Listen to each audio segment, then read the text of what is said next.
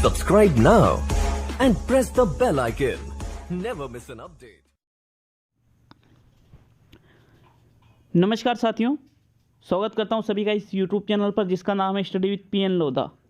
मित्रों, GK test number 16 आज आपके लिए लेकर आया हूं, जो लेवल 1 और लेवल 2 वालों के लिए विशेष उपयोगी है। मित्रों, सभी को पता है कि जल्द ही विज्ञप्ति आपकी आ सकती है। रीट का एग्ज़ाम तकरीबन लगभग मान के चलिए कि जनवरी या फरवरी में आपके 2021 में होने वाला है। तो आप तैयारी बिल्कुल चालू कर दीजिए।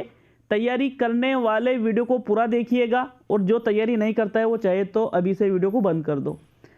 वायुमंडल, जलवायु और ऊर्जा से संबंधित ये आज का टॉपिक है, और इनमें से बहुत ही शानदार और चयनित प्रश्न आज आपके लिए मैं लेकर आया हूं, जो आपके एग्जाम में बार बार पूछे जाते हैं। तो चलिए वीडियो को शुरू करते हैं। सबसे पहले देखते हैं प्रश्न नंबर 1 को। वायुमंडल की सबसे निचली परत है, वायुमंडल की सबसे निचली परत बतानी है आपको। क्षोभ मंडल, समताप मंडल, मध्य मंडल और आयन मंडल। तो मित्रों देखिए, वायुमंडल की सबसे निचली परत है क्षोभ मंडल। कौन सी है? क्षोभ मंडल सबसे निचली परत यहाँ पर मानी जाती है। आपका जो प्रथम विकल्प है पहले प्रश्न में, वो बिल्कुल इसका सही आंसर है। नेक्स्ट प्रश्न 2 देखेंगे। सभी मौसमी घटनाएं किस परत में होती है?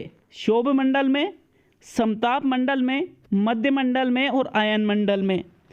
तो मित्रों देखिए, जो सभी मौसमी घटनाएं हैं वो होती है आपके क्षोभ मंडल में, और सबसे निचली परत भी कौन सी होती है? क्षोभ मंडल ही होती है, जैसा पहले प्रश्न में आपसे पूछा गया था। और वहाँ पर भी आपका क्षोभ मंडल वाला जो ऑप्शन है वही सही था, और यहाँ पर भी आपका क्षोभ मंडल वाला ऑप्शन ही सही है। तो साथियों, जितनी भी मौसमी घटनाएं होती है, जैसे बादल वगैरह, पानी जो अपने बरसात होती है, ये सभी चीज़ें कहाँ पर संपन्न होती है? क्षोभ मंडल में। नेक्स्ट प्रश्न नंबर 3। ओजोन गैस किस परत में पाई जाती है? मोस्ट इंपॉर्टेंट क्वेश्चन है साथियों ये। आपको राइट आंसर बताना है। क्षोभ मंडल में, समताप मंडल में, मध्य मंडल में और आयन मंडल में। तो ओजोन गैस किस परत में पाई जाती है? आराम से सोचिए, और अगर डायरेक्टली आपको याद है तो कोई दिक्कत ही नहीं है। मित्रों, ओजोन गैस पाई जाती है आपके समताप मंडल में। कौन से मंडल में? समताप मंडल में। दूसरा विकल्प आपका इसमें सही है, प्रश्न नंबर 3 में। मित्रों, नेक्स्ट प्रश्न नंबर 4 पे चलते हैं। वायुमंडल की सबसे ऊपरी परत कौन सी है? बहिर्मंडल, आयन मंडल, मध्य मंडल और समताप मंडल। तो साथियों, वायुमंडल की सबसे ऊपरी परत आपको बताना है। इसका राइट आंसर है बहिर्मंडल। बहिर्मंडल वायुमंडल की सबसे ऊपरी परत होती है, बाहरी भी आप इसको कह सकते हो। और जबकि सबसे निचली कौन सी होती है? सबसे निचली यहाँ पर होती है साथियों क्षोभ मंडल। ठीक है, ये भी आपको पहले बता चुके हैं। तो यहाँ पर आपका जो विकल्प नंबर 1 है प्रश्न नंबर 4 में, वो बिल्कुल सही आंसर है। मित्रों, नेक्स्ट प्रश्न नंबर 5 पे बढ़ेंगे। मावट की वर्षा होती है बसंतकालीन वर्षा, शीतकालीन वर्षा, ग्रीष्मकालीन वर्षा और उपरोक्त सभी। तो मावट की वर्षा यहाँ पर कब होती है बताइए आप। मित्रों, राइट आंसर है शीतकालीन वर्षा जो होती है उसको ही मावट की वर्षा के नाम से जाना जाता है। शीतकाल मतलब सर्दी के समय की यहाँ पर बात है साथियों। आपका प्रथम विकल्प आपका जो सेकंड विकल्प है वो सही है प्रश्न नंबर 5 में। नेक्स्ट प्रश्न 6। स्थूल से समुद्र की ओर चलने वाली हवाएं कहलाती है स्थलीय हवाएं, सागरीय हवाएं, घाटी समीर और पर्वतीय समीर। तो साथियों, स्थूल से समुद्र की ओर इसको कहा जाता है स्थलीय हवाएं। क्या कहा जाता है? स्थलीय हवाएं। ये भी मोस्ट इंपॉर्टेंट क्वेश्चन है, इसको भी आप जरूर याद रखिएगा। लेवल 1 और 2 के लिए जो कॉमन टॉपिक है, फिलहाल मैं उनसे टेस्ट लेकर आ रहा हूँ आपके राजस्थान या फिर सामान्य जीके के। आपका प्रथम विकल्प यहाँ पर सही है साथियों, प्रश्न नंबर 6 में। नेक्स्ट प्रश्न 7। राजस्थान में सर्वाधिक वर्षा का क्षेत्र कौन सा है? झालावाड़, उदयपुर, माउंट आबू और कोटा। तो साथियों, सर्वाधिक वर्षा वाला क्षेत्र की अगर बात करें तो ये है आपके माउंट आबू, जो कि कहाँ पर पड़ता है? सिरोही में पड़ता है, ये राजस्थान के अंतर्गत। साथियों अगर यूं पूछे कि राजस्थान में सर्वाधिक वर्षा वाला जिला कौन सा है, तो फिर जिला तो आपके झालावाड़ आ जाएगा, लेकिन अगर क्षेत्र स्थान विशेष की बात पूछे तो फिर वहां पर आपके माउंट आबू सही रहेगा। प्रश्न नंबर 7 में आपका तीसरा विकल्प सही है। नेक्स्ट प्रश्न नंबर 8, ग्रीष्म ऋतु में दक्षिणी भारत से मालाबार तट के पास होने वाली वर्षा कहलाती है मावट, तड़ित झंझा, फूलों की बौछार और आम्र वर्षा। तो साथियों ये प्रश्न बहुत इंपॉर्टेंट है और इसका आपको सही आंसर देना है। इसका सही आंसर है आपके आम्र वर्षा। इसको कहा जाता है ग्रीष्म ऋतु, मतलब जो यहाँ पर गर्मी का समय है, दक्षिणी भारत में मालाबार तट के पास जब वर्षा होती है वहाँ तो उसको ही आम्र वर्षा के नाम से जाना जाता है। विकल्प चौथा सही है प्रश्न नंबर 8 में। नेक्स्ट प्रश्न नंबर 9, निम्न में से हरित गृह गैस नहीं है carbon dioxide, sulphur dioxide, methane और नाइट्रोजन। तो साथियों हरित गृह गैस कौन सी नहीं है?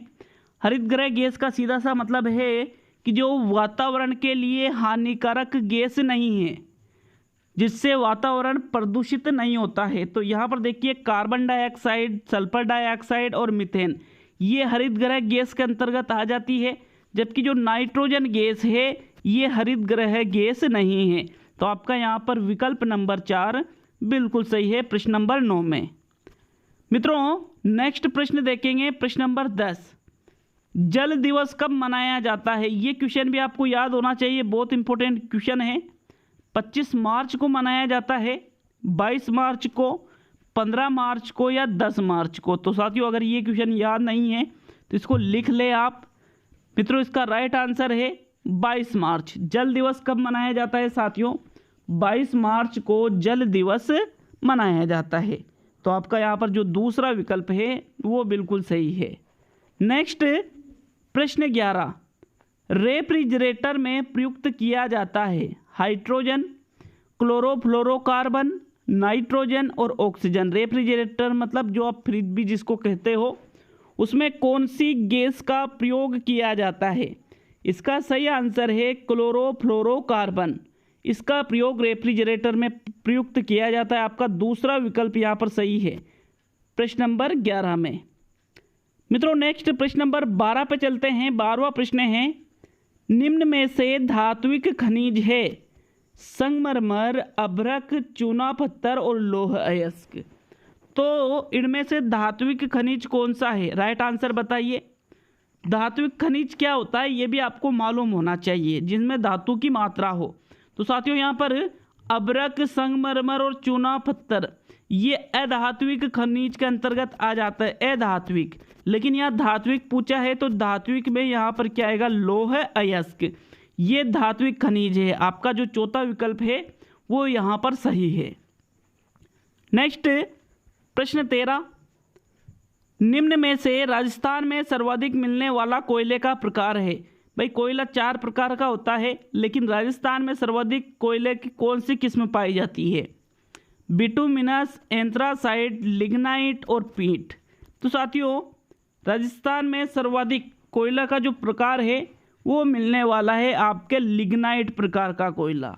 देखिए जो एंथ्रासाइट है ये सबसे बेस्ट क्वालिटी का होता है, बिटुमिनस उससे कमज़ोर, लिग्नाइट उससे भी कमज़ोर और पीट सबसे कमज़ोर कोयला होता है। तो राजस्थान में लिग्नाइट जो कोयला का प्रकार है वो सबसे ज़्यादा पाया जाता है।